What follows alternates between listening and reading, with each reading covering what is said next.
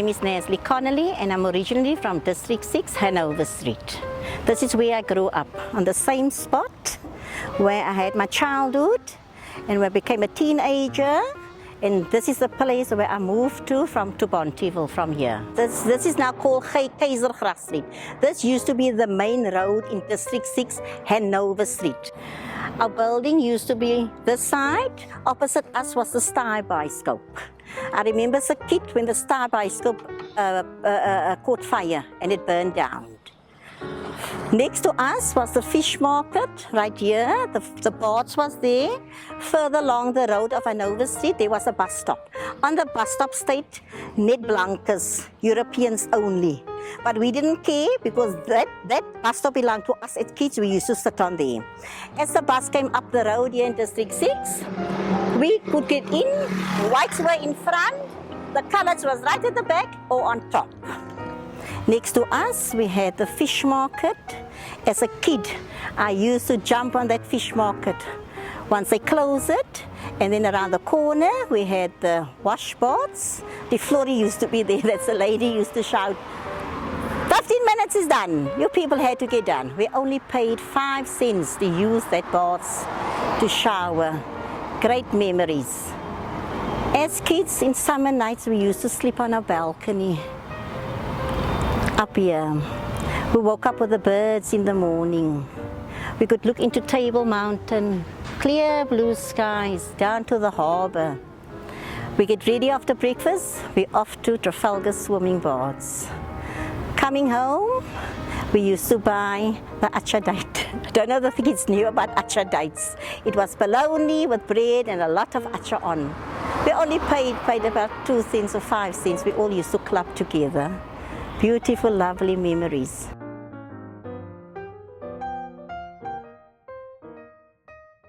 My name is William Peterson. I was born in District 6 in 1955.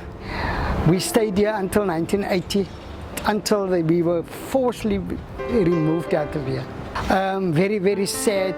You had no say of where you wanted to go. The group areas act, they would tell you where to go to. And if you don't have transport for your furniture or so, they would provide transport for you just to get you out. And you know our people, they had big furniture, Oregon pine, the best furniture you could get, but it couldn't fit into those houses in Mitchell's Plain. And today, that furniture cost a lot of money. And we had to just give it away because it couldn't fit into houses in Lintergear or wherever. And one day I was sitting on this wall, yeah, and then I saw 4 white guys come with these sun hats, and they were knocking pins into the ground there. And I asked them what they're doing. So they said they're going to build houses. And I said, that's good for our people to come back. That will be good. And you know, eventually I saw these structures going up, and I asked the white man, that's not the houses? And he said, no, they just building to fill up the place because they wanted all the colored people out. And then one of my friends who used to work for the Cape College, this used to be the Cape College in Long Market Street down in town, he told me they were going to move up here. So we saw how they built this place up. And then that was very sad for me to think. First they promised, they said they were going to build houses, but now look what's happening. This was prime land. And to force our people out of here to go stay in the Cape Flats, you know, you had to adapt to the weather there. And to traveling, we weren't used to traveling because we would walk from here to the beach or to town, whatever. Everything was in walking distance.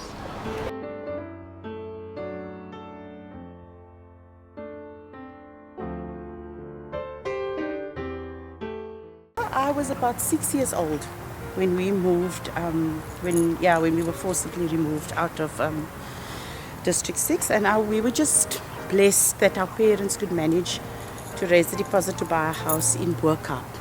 And so basically I grew up in Boerkaap, yes, but I have been back now 12 years. Because my mother claimed her home back, and I'm living in my mom's claim down. My story basically goes the same, but I was 10 years older, around about 16, 17, and then the Group Areas Act removed was my granny's house, massive house, just here where the University of Technology is, yeah. One of the most beautiful, you can never forget the views at night, you know, looking across the ocean. We could see right as far as Robben Island. And yeah, Ferris just lived around the corner in De Villiers Street. I was just going to add to that now. I remember, although I was 6 years old, the memory of District 6 has been kept alive for me through my parents and my siblings. I'm the youngest of 7. So they, they basically kept, but I can always remember my sister, and I can remember the house quite well.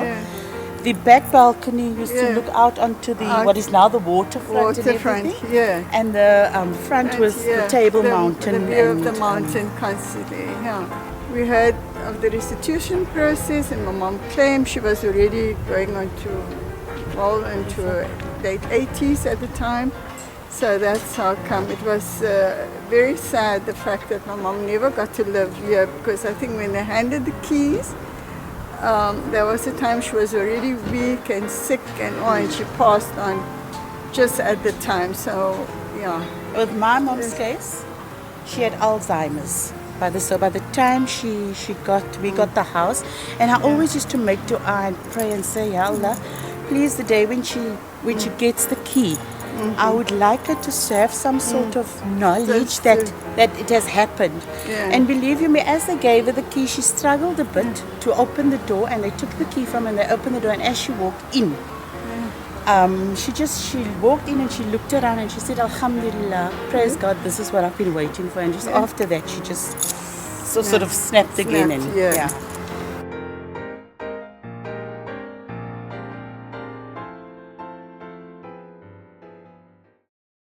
I looked after the church.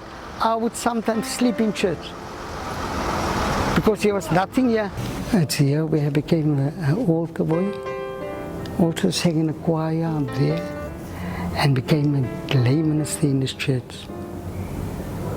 And this is where everything happened for me. And I even look after the church, and my whole life was spent here. I'll see. I'll show you some of the photographs here. This is when Mandela was released on that day. These are all the other photographs. He's sitting here. That's my 2 sons sitting there, and there I'm sitting with Bishop Tutu. Yes, a nice photo also.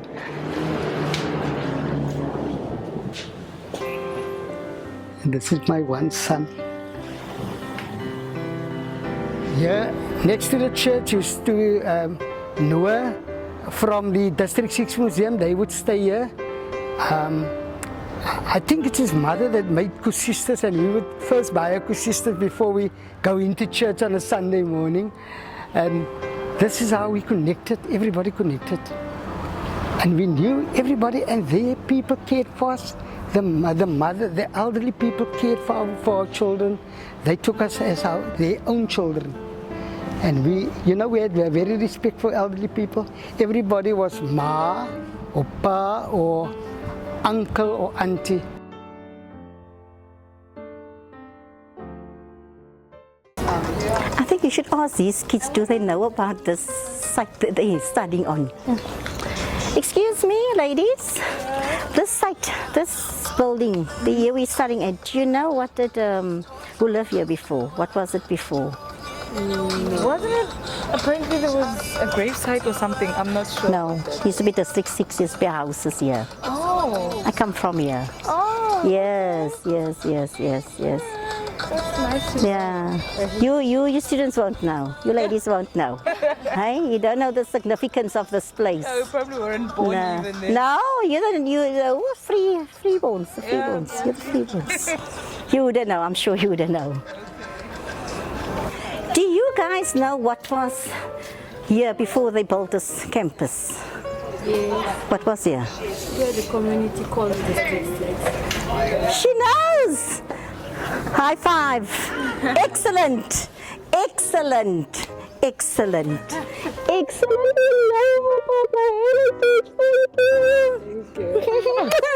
You know! What more do you know about District 6? I fell a bit down, you know, but now you made my day. You're so young, and you were not even born here, but you seem to know a lot about District 6. Knows the Lord. What do you know about District 6? Ask the right It was a person. community then. People were removed to Dabeni. And then from Dabeni then was used for industrial. It was an industrial area. Then they were taken to Langa, Kokuletu, Absolutely. Nyanga. Yes? Then they built the school. That behind it was going to be hostel for students who were going to use this school. Oh, okay. Okay. Excellent. You know what? This is great. It's true. You know what? We had African neighbors. Seriously. You know, Mrs. Labini was across the road or whatever. But we were like one big happy family in the District 6. You know, we were like one big happy family.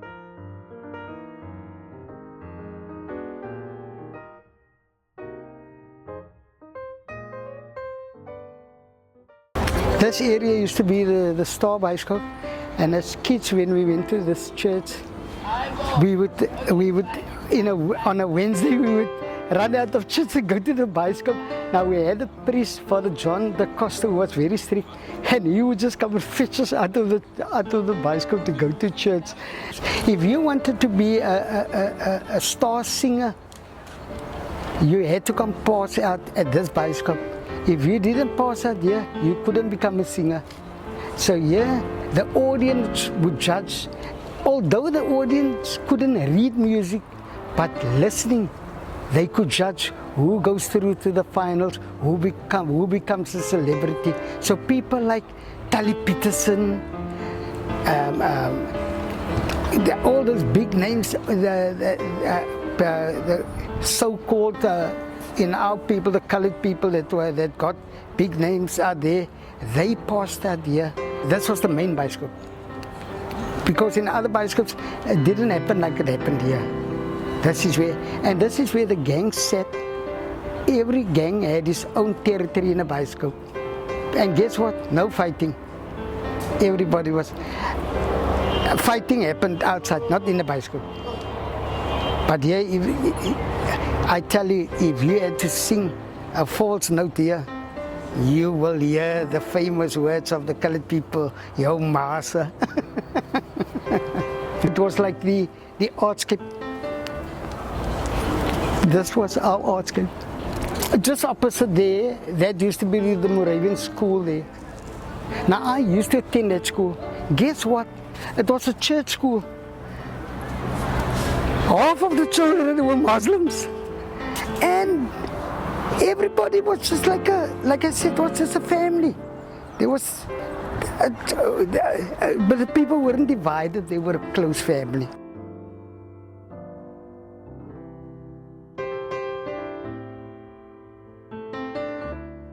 My name is Memuna Kreisler. I live at number 8 here. I'm living here about 12 years.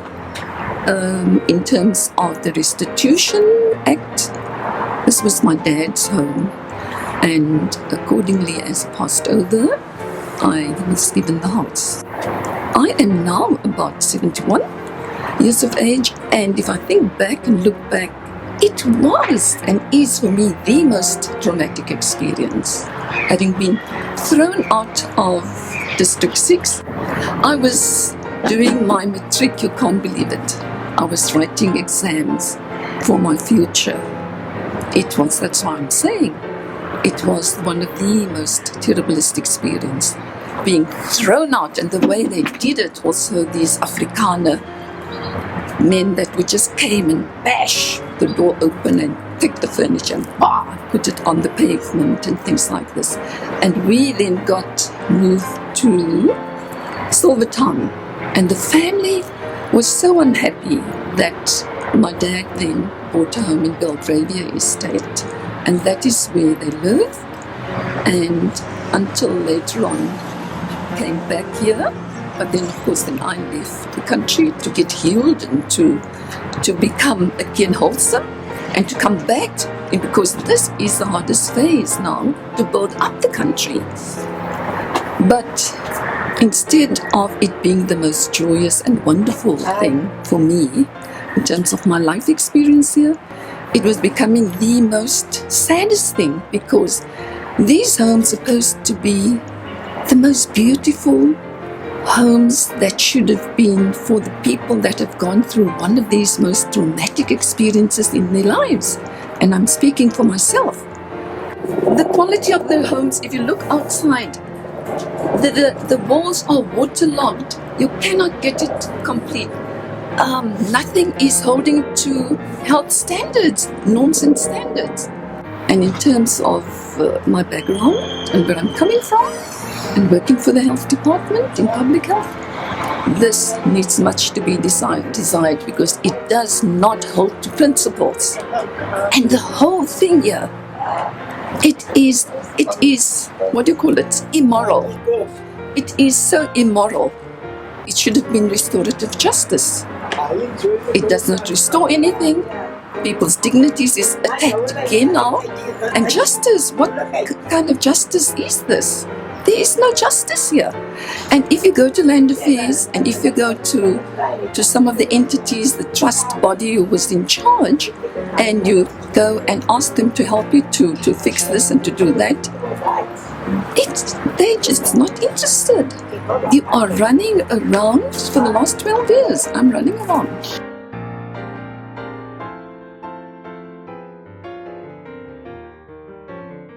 We were very disillusioned, yeah. Disappointment still prevails, all what we're encountering I was just going to say, now. I think initially it was joy. It was joy. But then it sort of kind of turned into... Yeah, when the realities... Yes. Because And at the poor end of, workmanship on our yeah, homes as well. and no feedback. If we Yes. encountered any problem of any nature, we encountered geysers bursting, electrical boxes blowing up, we didn't know who to turn to. We left it on our own. Yes No. and no. No, I don't think justice has been done. Definitely not. If you line up with so much of hassles, we have a huge security issue here. Yeah, With so, all these open lands yeah, and cars, whatever. people's cars get constantly broken into somebody and was already robbed and murdered in, somebody in was our murdered midst, in right our in broad right at that daylight. house there. Somebody was murdered. And during the day, so we don't have the peace of mind that we anticipated that we finally Although get to. we have started We started a neighborhood watch watch. The fact that we have some of our old traditional things, we still carry that same. That is why I said in the beginning when you asked the question, do you think justice has been done? I Yeah. said yes and And no. no. Yeah. Yes for being back, but no for whatever has followed after Yeah. that. We didn't We just seem to hit a expect- brick wall all the time. Yeah, with, like for instance, there was this certain repairs and issues that we encountered after moving in. My locks falling off, huge cracks appearing, and we just didn't know who to turn to.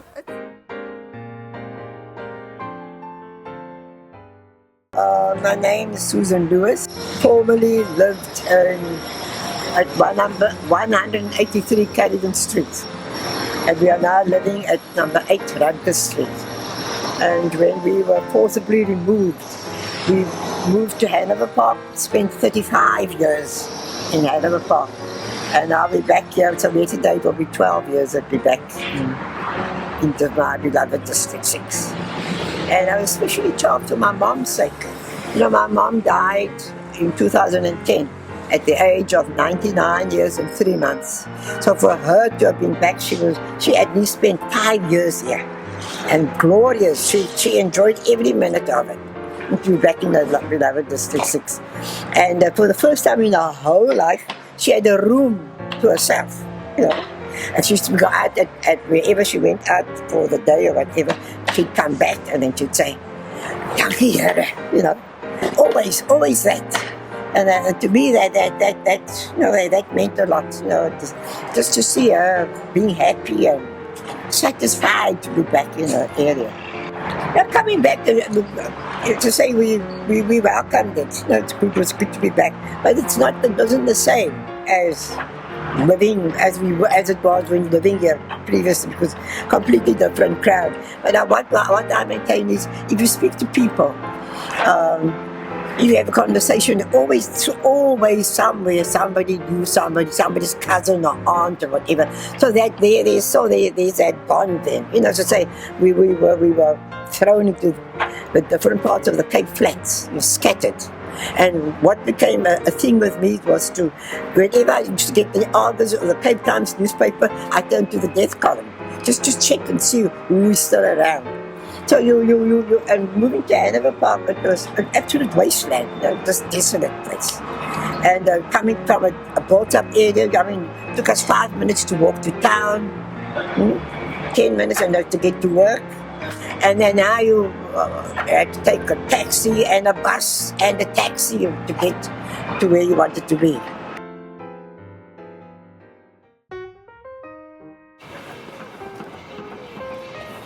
I feel like crying. Can you believe it? I mean, really now. You realize only now, it's like late shock, you know, everything is sinking just in now. It's happening right now. It doesn't look like yesterday. It didn't seem like it's many years ago. Like it happened yesterday, when I was still a child. You know, when I was 5, 6, 7 years old, 10 years old, Wow. You see, as a kid, how they demolish the houses.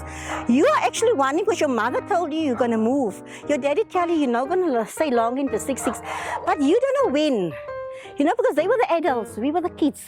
You don't know when are you going to move. And suddenly they're on top of it and they tell you, there's a house for you in Mitchell's Plain, Linter here. There's a house for you in Pontyville.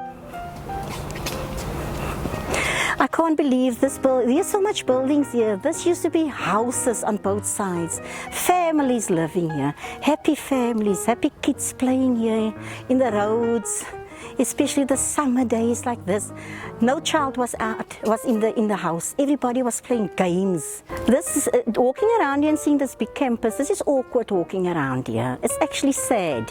You know, they actually took us out of the city here in town, you know, to build the apartheid government, to build a big campus. Part of this campus is our land that was stolen from us. And I think rightfully they should give it back to us. You know, we were really ripped off. This is part of the rip-off they did to us here, really.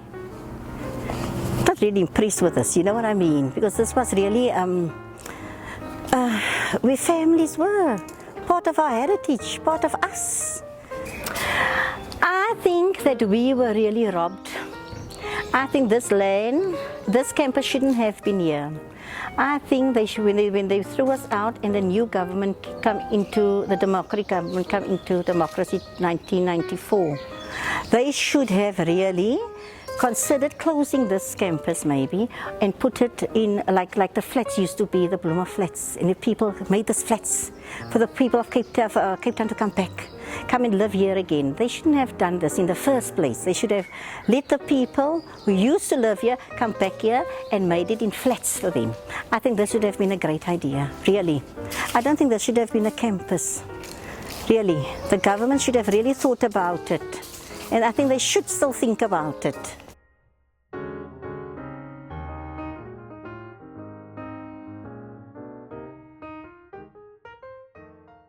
My house was just behind this building. There was this used to be Caledon Street, and a few houses. Then you would get William Street, and then behind William Street you would get Stone Street, parallel to Caledon Street. So we stayed number 37A, Stone Street. I'm still on the premises. Seeing that I was all the years here. I was forced out of District 6, and then we had a tuck shop running here, and then we Because we were here first, we had to go ask the technicons, can we run? And they agreed. I think I lost when they put us out. I think we lost our dignity, our home, and everything. But you know, coming back and seeing all the children, being one family, it all comes back to me now. We feel a bit better, much better. This burden is really leaving us. Like I said, I felt hatred towards whites, especially the government that did this to us.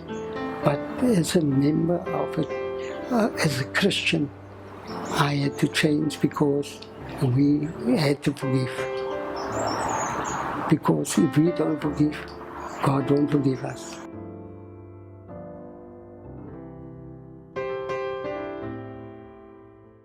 It was great being back. This was the ultimate for me today.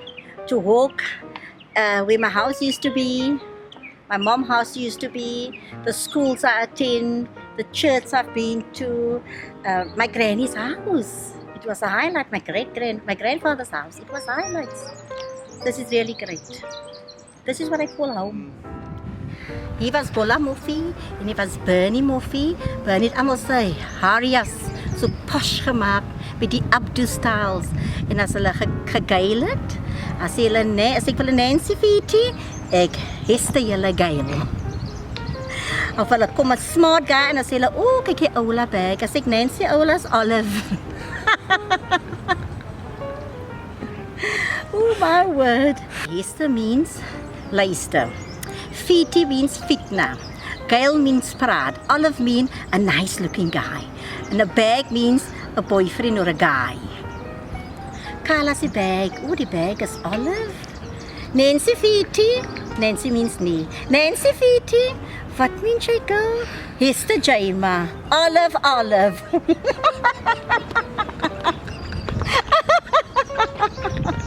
Nee bag. Jy shine our camera. Oh, die Gertie pose. Very Gertie is die girl. Carla is die Gertie. Kyk vir die Gertie. Dit was al die moffes nie district. Oh my God, a good laugh. This is a good ending to the show.